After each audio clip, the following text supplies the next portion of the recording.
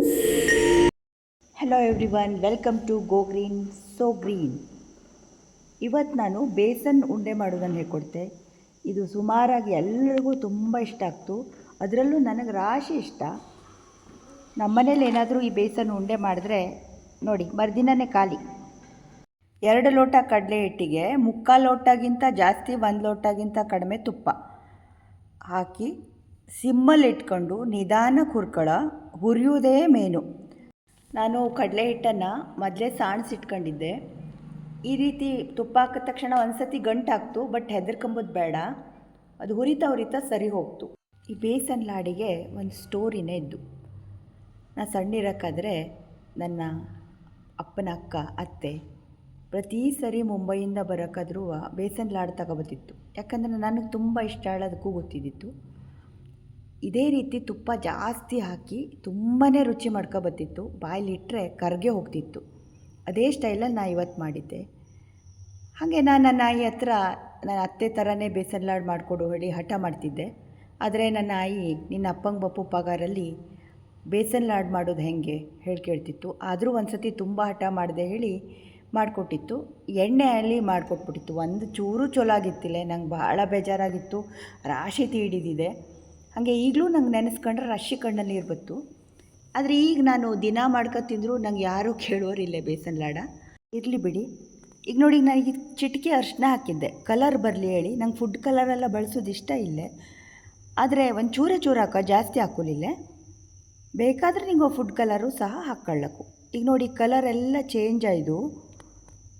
ಕಡಲೆ ಹಿಟ್ಟು ತುಪ್ಪದಲ್ಲಿ ಬೆರೆತು ಒಂದು ರೀತಿ ಪರಿಮಳ ಬತ್ತಲ್ಲಿ, ಆ ರೀತಿ ಪರಿಮಳ ಬಂದರೆ ಸಾಕು.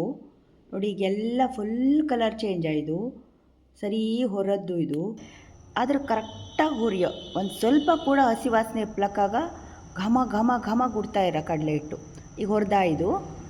ಈಗ ಒಂದು ಸಣ್ಣ ಬಂಡಿ ತಗೊಂಡು ಒಂದು ಒಗ್ಗರಣೆ ಮಾಡ್ಕೊಂಬ. ಯಾವುದು ಅಂದರೆ ಗೋಡಂಬಿ ಹಾಕ್ತಾಯಿದ್ದೆ. ದ್ರಾಕ್ಷಿ ಇದ್ದರೆ ದ್ರಾಕ್ಷಿನೂ ಸಹ ಹಾಯ್ಕೊಳ್ಳಕ್ಕು. ಮೊದಲೇನು ತುಪ್ಪ ಹಾಯ್ಕೊಂಡು ಹೊರದು ತೆಗೆದಿಟ್ಕೊಳ್ಳಕ್ಕು, ಅದೇನಿಲ್ಲ. ಆಮೇಲೆ ಏಲಕ್ಕಿನೂ ಕುಟ್ಟಿ ಹಾಕಿದ್ದೆ.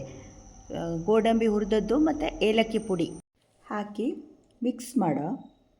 ಈಗ ಇದನ್ನು ಫುಲ್ ಆರಲು ಬಿಟ್ಬಿಡ. ಇದು ಫುಲ್ ಆರಿದ್ದೀಗ. ಈಗ ನಾನು ಇದಕ್ಕೆ 1/4 ಕಪ್ನಷ್ಟು ಬೂರ ಸಕ್ಕರೆನ ಹಾಕಿದ್ದೆ. ಯಾವಾಗಲೂ ಬೇಸನ್ ಉಂಡೆಗೆ ಸಕ್ಕರೆ ಪುಡಿ ಮಾಡಿ ಹಾಕೋದಕ್ಕಿಂತ ಬೂರ ಸಕ್ಕರೆ ಹಾಕಿದ್ರೆ ರಾಶಿ ಚಲೋ ಆಗ್ತು.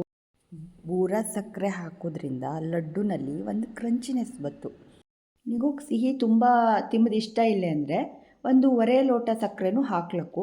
ಕೆಲವರು ತುಂಬ ಸಿಹಿ ತಿಂಬೋರು 2 ಲೋಟ ಸಕ್ಕರೆ ಕೂಡ ಹಾಕ್ತಾವೆ. ಮಾಮೂಲಿ ಸಕ್ಕರೆನೇ ಪುಡಿ ಮಾಡಿ ಹಾಕಿದ್ರು ಅಡ್ಡಿಲ್ಲ. ನಿಗೋಗಿ ಸಿಹಿ ಜಾಸ್ತಿ ಇಷ್ಟ ಇಲ್ಲೇ 1/2 ಲೋಟ ಮಾತ್ರ ಹಾಕ್ತೆ ಅಂದರೆ ತುಪ್ಪನೂ ಸಹ ಸ್ವಲ್ಪ ಕಡಿಮೆ ಹಾಕ್ಕೊಂಡ್ರೆ ಚಲೋ ಟೆಕ್ಸ್ಚರ್ ಬಂತು. ಆದರೆ ನಾನಂತೂ ಬೂರ ಸಕ್ಕರೆನೇ ಹಾಕಿ ಹೇಳ್ತೆ. ಯಾಕೆಂದರೆ ಬಾಯಲ್ಲಿ ಇಟ್ಟ ತಕ್ಷಣ ರವೆ ಆಗಿ ಬಾಯಿ ತುಂಬ ಸ್ವೀಟಾಗಿ ಖುಷಿಯಾಗ್ತದೆ ತಿಂಬಲೆ. ಇಲ್ಲಾಂದರೆ ಮಾಮೂಲಿ ಸಕ್ಕರೆನೂ ಸಹ ಪುಡಿ ಮಾಡಿ ಹಾಕ್ಲಕ್ಕು. ಸಕ್ಕವಾಗಿ ನೋಡಿ ಈ ರೀತಿ ಉಂಡೆನ ಕಟ್ಟಿಟ್ಕೊಳ್ಳೋ. ಒಂದಕ್ಕೊಂದು ಅಂಟದಂತೆ ದೂರನೇ ಇಟ್ಕೊಳ್ಳಿ. ಅದನ್ನು ಹಾಗೆ ಒಂದು ದಿನ ಹಾಗೆ ಬಿಟ್ಬಿಡಿ. ಪ್ಲೇಟ್ ಮುಚ್ಚಿಡಿ. ಆಮೇಲೆ ಮರುದಿನ ಅದು ಸರಿ ಆಗ್ತು ಡಬ್ಬದಲ್ಲಿ ತುಂಬಿಡಲಕ್ಕೆ.